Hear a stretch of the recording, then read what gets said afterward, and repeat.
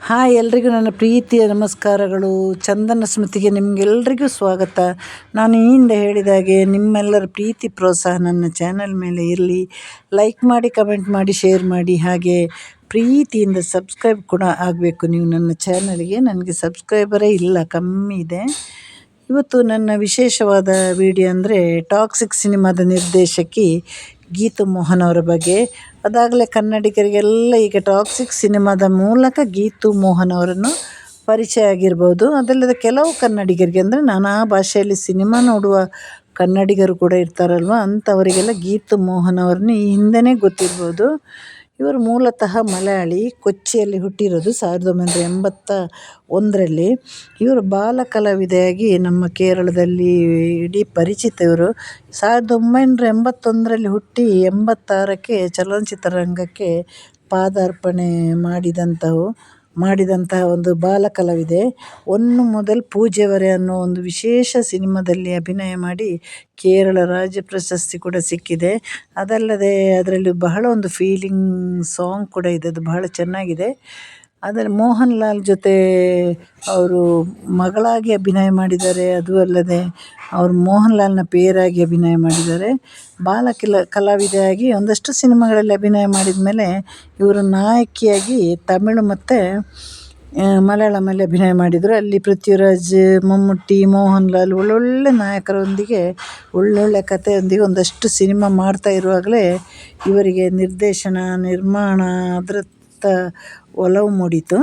ಹಾಗೆ ಮಲಯಾಳದಲ್ಲಿ ಅಭಿನಯ ಮಾಡ್ತಾ 2009ರಲ್ಲಿ ಸಿನಿ ಆಟೋಗ್ರಾಫರ್ ರಾಜೀವ್ ರವಿಯನ್ನು ಅವರು ಮದುವೆ ಆಗ್ತಾರೆ. ಅವರು ಒಂದು ಒಳ್ಳೆಯ ಒಂದು ಛಾಯಾಗ್ರಹಣಕಾರರು. ಅವರನ್ನು ಮದುವೆ ಆದಮೇಲೆ ಅವರಿಗೆ ಸ್ವಲ್ಪ ನಿರ್ದೇಶನ, ನಿರ್ಮಾಣ, ಹೀಗೆ ಮೊದಲೇ ಬರಹಗಾರರಾಗಿದ್ದರು. ಅಲ್ಲಿ ಅವರ ಒಲವು ಮೂಡುತ್ತೆ. ನಂತರ ಇವರು ನಿರ್ದೇಶನಕ್ಕೆ ಮೊದಲು ಕೈ ಹಾಕ್ತಾರೆ. ಒಂದು ಪ್ರೊಡಕ್ಷನ್ ಹೌಸನ್ನು ಕೂಡ ಇವರು ತೆರೀತಾರೆ. ಮೊದಲಿನ ಒಂದು ಸಣ್ಣ ಒಂದು ಕಿರುಚಿತ್ರವನ್ನು ಕೇಳ್ಕುನ್ನೋರುಂಡೋ ಅಂತ ಒಂದು ಸಿನಿ ಚಿತ್ರವನ್ನು ಇವರು ಮಾಡ್ತಾರೆ. ಇವರ ನಿರ್ದೇಶನದಲ್ಲಿ ಅದು ಹೊರಬರುತ್ತೆ. ಅದಕ್ಕೆ ಮೊದಲಿನ ಕಿರುಚಿತ್ರಕ್ಕೇ ರಾಷ್ಟ್ರೀಯ ಪ್ರಶಸ್ತಿ ಸಿಗುತ್ತೆ. ಆಮೇಲೆ 2014ರಲ್ಲಿ ಲಿಯರ್ ಡೈಸ್ ಅನ್ನುವ ಸಿನಿಮಾ ಮೂಲಕ ಹಿಂದಿ ಚಿತ್ರರಂಗಕ್ಕೆ ಪ್ರವೇಶ ಮಾಡಿ, ಅದು ಹಿಂದಿ ಮತ್ತು ಮಲಯಾಳಮಲ್ಲಿ ಕೂಡ ಅದು ರಿಲೀಸ್ ಆಗುತ್ತೆ. ಅದಕ್ಕೂ ಕೂಡ ರಾಷ್ಟ್ರೀಯ ಮಾತ್ರ ಅಲ್ಲ, ಅಂತಾರಾಷ್ಟ್ರೀಯ ಮಟ್ಟಿಗೆ ಕೂಡ ಅದು ಹೆಸರು ಮಾಡುತ್ತೆ. ಒಂದಷ್ಟು ಪ್ರಶಸ್ತಿಗಳನ್ನು ಪಡೆಯುತ್ತೆ. ಹಾಗೆ ಮಲಯಾಳದಲ್ಲಿ ಕೂಡ ಪ್ರಶಸ್ತಿಗಳನ್ನು ಪಡೆಯುತ್ತೆ. ಎಲ್ಲ ಜನರ ಮೆಚ್ಚುಗೆಗೆ ಕೂಡ ಆ ಒಂದು ಸಿನಿಮಾ ಪಾತ್ರವಾಗಿರುತ್ತೆ. ಅದೇ ಸಿನಿಮಾದಲ್ಲಿ ಇವರ ಪತಿಯಾಗಿರುವ ರಾಜೀವ್ ರವಿಯವರಿಗೆ ಒಂದು ಛಾಯಾಗ್ರಹಣದ ಮೂಲಕ ಪ್ರಶಸ್ತಿ ಕೂಡ ಸಿಗುತ್ತೆ. ಒಟ್ಟಲ್ಲಿ ಇವರು ತುಂಬ ಸಿನಿಮಾ ನಿರ್ದೇಶನ ಮಾಡಿಲ್ಲ, ಮಾಡಿದಷ್ಟು ಸಿನಿಮಾ ಕೂಡ ಬಹಳ ಫೇಮಸ್ ಆಗಿತ್ತು. ಅದಲ್ಲದೆ ನಮ್ಮ ಯಶ್ ಅವರು ಒಂದು ಸಾಧಾರಣ ಒಂದು ನಿರ್ದೇಶಕರನ್ನು ಒಪ್ಪಲಿಕ್ಕೆ ರೆಡಿ ಇಲ್ಲಲ್ವ. ಒಂದು ಯಶ್ ಅವರ ಹಾದಿ ಹೇಗೆ ಅಂತ ಎಲ್ಲರಿಗೂ ಗೊತ್ತು. ಇವರು ಗೀತು ಮೋಹನ್ ಅವರನ್ನು ಇವರು ನಿರ್ದೇಶನ ಮಾಡಲಿಕ್ಕೆ ಒಪ್ಪಬೇಕಂದ್ರೆ ಅಲ್ಲಿ ಯಶ್ ಅವರು ಇವರ ಹಿನ್ನೆಲೆಯನ್ನು ಬಹಳಷ್ಟು ತಿಳ್ಕೊಂಡಿರ್ಬೋದು. ಹಾಗೆ ಗೀತು ಮೋಹನ್ ಅವರ ಈ ಒಂದು ಚಲನಚಿತ್ರದ ಹಿನ್ನೆಲೆ ಕೂಡ ಹಾಗೇ ಇದೆ. ಇವರು ಕಮ್ಮಿ ಚಿತ್ರವನ್ನು ನಿರ್ದೇಶನ ಮಾಡಿದ್ರೂ ಅದು ಬಹಳ ಪ್ರಖ್ಯಾತವಾಗಿತ್ತು, ಎಲ್ಲ ಸಿನಿಮಾ ಕೂಡ. ಇದು ಟಾಕ್ಸಿಕ್ ಬಂದವರ 5ನೇ ಸಿನಿಮಾ ಅಂತ ಅನಿಸುತ್ತೆ. ಅದು ಕೂಡ ಯಾವುದೇ ಡೌಟ್ ಇಲ್ಲ, ಇದು ಖಂಡಿತವಾಗಿ ಇದೊಂದು ಅಂತಾರಾಷ್ಟ್ರೀಯ ಮಟ್ಟಿನ ಒಂದು ಬಹುದೊಡ್ಡ ಗೆಲುವನ್ನು ಪಡೆಯುತ್ತೆ. ಹಾಗೆ ನಮ್ಮ ಗೀತು ಮೋಹನ್ ಅವರಿಗೆ ಕೂಡ ಯಶ್ ಥರನೇ ಬಹಳ ಒಂದು ದೊಡ್ಡ ಹೆಸರನ್ನು ತಂದುಕೊಡುತ್ತೆ. ಬ್ಯಾಕ್ ಟು ಬ್ಯಾಕ್ ಇವರಿಗೆ ಸಿನಿಮಾಗಳು ಕೂಡ ಸಿಕ್ಕೇ ಸಿಗುತ್ತೆ. ಯಾಕಂದರೆ ಅಪರೂಪಕ್ಕೆ ಸಿನಿಮಾದ ಕೆಲಸಕ್ಕೆ ಕೈ ಹಾಕೋರ ಹಿಂದೆ ಯಾವುದೊಂದು ದೊಡ್ಡ ಶಕ್ತಿ ಇರುತ್ತಲ್ಲ. ಮೇಲೆ ಸಿನಿಮಾಗಳನ್ನು ಮಾಡಿ ಸೋಲೋದಕ್ಕಿಂತ ಅಪರೂಪಕ್ಕೆ ಒಂದು ಸಿನಿಮಾ ಮಾಡಿ ಗೆಲ್ಲೋದು ಬಹಳ ಒಳ್ಳೆಯದಲ್ವ. ಹಾಗೆ ಈಗ ಈ ಟಾಕ್ಸಿಕ್ ಮೂಲಕ ನಮ್ಮ ಗೀತು ಮೋಹನ್ ಅವರು ಅಂತಾರಾಷ್ಟ್ರೀಯ ಮಟ್ಟಿಗೆ ಕೂಡ ಹೆಸರು ಮಾಡ್ತಾರೆ. ಅವರು ಮೊದಲೊಂದಷ್ಟು ಮಲಯಾಳಂ ಮತ್ತು ಹಿಂದಿ ಚಿತ್ರರಂಗದಲ್ಲಿ ಅವರನ್ನು ಕೆಲವರು ಗುರುತಿಸಿದ್ರು. ಆದರೆ ಬಹುದೊಡ್ಡ ಒಂದು ಜನಪ್ರಿಯತೆ ಇರಲಿಲ್ಲ. ಆದ್ರೂ ಆ ಮಾಡಿದ ಸಿನಿಮಾಕ್ಕಷ್ಟು ಒಳ್ಳೆ ಪ್ರಶಂಸೆ ಸಿಕ್ಕಿದೆ ಇವರಿಗೆ. ನಮ್ಮ ಯಶ್ ಅನ್ನೋ ಒಂದು ಅದ್ಭುತ ಕಲಾವಿದ, ಹಾಗೂ ಅದರಲ್ಲಿ ನಟನೆ ಮಾಡಿದ ನಯನತಾರ, ರುಕ್ಮಿಣಿ ಬಹುದೊಡ್ಡ ಕಲಾವಿದರೆಲ್ಲ ಇನ್ನೂ ಅವರು ಸಣ್ಣ ಮಟ್ಟಿನ ಒಂದು ಸಿನಿಮಾಕ್ಕೆಲ್ಲ ಸುಲಭವಾಗಿ ಒಪ್ಪಲ್ಲ. ಹಾಗಾಗಿ ಅವರಿಗೆಲ್ಲರಿಗೂ ಕೂಡ ಈ ಗೀತು ಮೋಹನ್ ಅವರ ಹಿನ್ನೆಲೆ ಗೊತ್ತು. ಅವರು ಏನು ಸಿನಿಮಾ ಮಾಡಿದ್ದಾರೆ, ಅದು ಎಷ್ಟು ಮಾಡಿದ್ದಾರೆ, ಅದು ಎಷ್ಟರ ಮಟ್ಟಿಗೆ ಪ್ರಖ್ಯಾತಿ ಪಡೆದಿದೆ. ಆಮೇಲೆ ಅವರ ನಟನೆ ಕೂಡ ಹಾಗೆ. ಚಿಕ್ಕ ವಯಸ್ಸಲ್ಲಿ ಮೊದಲ ಸಿನಿಮಾಕ್ಕೇ ರಾಜ್ಯ ಪ್ರಶಸ್ತಿ ಸಿಗೋದಂದರೆ ಸುಲಭದ ಮಾತಲ್ಲ. ನೋಡಲಿಕ್ಕೆ ಬಹಳಷ್ಟು ಸುಂದರಿ ಕೂಡ ಹೌದವರು.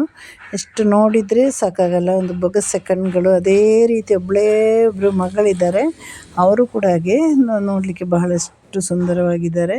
ಹಾಗೆ ಬಹು ದೊಡ್ಡ ಸೌಂದರ್ಯ ಮಾತ್ರ ಅಲ್ಲ, ಒಂದು ಸಿನಿಮಾ ರಂಗದಲ್ಲಿ ಇವರ ಒಂದು ನಿರ್ಮಾಣದ ಪ್ರಯತ್ನ ಕೂಡ ಅಷ್ಟೇ ಅವರ ಸೌಂದರ್ಯಕ್ಕೆ ಮಿಗಿಲಾಗಿದ್ದಾಗಿರುತ್ತೆ. ಹಾಗಾಗಿ ನಮ್ಮ ಯಶೆಲ್ಲ ಒಂದು ಅಸಾಧಾರಣನಲ್ಲ, ಅದಕ್ಕಿಂತ ಮಿಗಿಲಾದ ಒಬ್ಬ ಪ್ರಖ್ಯಾತ ನಟ ಅಲ್ವಾ. ಅವರು ಇನ್ನೂ ಹೆಜ್ಜೆ ಮುಂದಿಡ್ತಾ ಹೋಗ್ತಾ ಇರುವಾಗ ಯಾವತ್ತೂ ಅವರು ಹೆಜ್ಜೆ ಹಿಂದೆ ಇಡಲಿಕ್ಕೆ ರೆಡಿನೇ ಇರೋದಿಲ್ಲ. ಹಾಗಾಗಿ ಗೀತು ಮೋಹನ್ ಅವರ ಬಗ್ಗೆ ಎಲ್ಲ ವಿಷಯ ತಿಳಿದ ಮೇಲೆ ಅವರು ಈ ಸಿನಿಮಾಕ್ಕೆ ಅವರು ಒಪ್ಕೊಂಡಿದ್ದಾರೆ. ಹಾಗೆ ಈ ಬರಹದಲ್ಲಿ ಕೂಡ ಅವರ ಪಾತ್ರನಿದೆ, ಬರೀ ಗೀತು ಮೋಹನ್ ಅವರ ಪಾತ್ರ ಮಾತ್ರ ಅಲ್ಲ. ನಮ್ಮ ಈ ಬರಹದಲ್ಲಿ ನಮ್ಮ ಯಶ್ ಅವರ ಪಾತ್ರನಿದೆ. ಹಾಗಾಗಿ ಇದೆಲ್ಲ ಒಂದು ಒಟ್ಟು ತಂಡ ಸೇರಿ ಮಾಡಿದಂತಹ ಒಂದು ಅದ್ಭುತ ಸಿನಿಮಾ. ಹಾಗೆ ಇವರೀಗ ಮಲಯಾಳಂ ಆಯಿತು, ಕನ್ನಡ, ತಮಿಳು, ಹಿಂದಿಯಲ್ಲೆಲ್ಲ ಗುರುತಿಸಿಕೊಂಡಾಗೆ ಇವಾಗ ನೋಡಿ ಇಡೀ ರಾಷ್ಟ್ರ ಮಟ್ಟದಲ್ಲಲ್ಲದೆ ಇನ್ನು ಅಂತಾರಾಷ್ಟ್ರ ಮಟ್ಟದಲ್ಲಿ ನಮ್ಮ ಗೀತು ಮೋಹನ್ ಅವರು ಗುರುತಿಸಲ್ಪಡ್ತಾರೆ. ಅದಲ್ಲದೆ ಇವರಿಗೆ ಒಂದು ಟೀಸರ್ ಮೂಲಕ ಸ್ವಲ್ಪ ಎಲ್ಲ ನೆಗೆಟಿವ್ ಕಮೆಂಟ್ ಬಂದ್ರೂ ಅವರು ಅದಕ್ಕೆ ಯಾವುದೇ ಎದೆಗುಂದಲಿಲ್ಲ. ಅದಕ್ಕೆ ಸರಿಯಾಗಿ ಟಕ್ಕರ್ ಕೂಡ ಕೊಟ್ಟಿದ್ದಾರೆ ಅವರು. ಯಾಕಂದರೆ ಒಂದು ಟೀಸರ್ ನೋಡಿ ಒಂದು ಸಿನಿಮಾನ ಅಳಿಯೋದು ಬೇಡ. ಈಗ ನಮ್ಮ ಮನೆ ಮಕ್ಕಳು ನೋಡಬಾರ್ದು ಅಂದರೆ ನಾವು ಮಕ್ಕಳ ಕೈಯಲ್ಲಿ ಮೊಬೈಲ್ ಕೊಡೋದನ್ನು ಮೊದಲು ನಿಲ್ಲಿಸಬೇಕು. ಇದೊಂದು ವ್ಯಾಪಾರೀಕರಣ. ಹಾಗಾಗಿ ಇದು ಮಾಡಿದ್ದು ಸರಿ ಅಂತ ನಾನು ಹೇಳಿಲ್ಲ. ಅದು ಕ್ಷಣ ಬಂದು ಒಂದು 2.5 ನಿಮಿಷ ಅಲ್ಲಿ ಆ ಟೀಸರ್ ಬಂದು ಹೋಗುವಂಥದ್ದು. ಅಂದರೆ ಸಿನಿಮಾದ ಕಥೆಗಳೇ ಬೇರೆ ಆಗಿರ್ಬೋದು.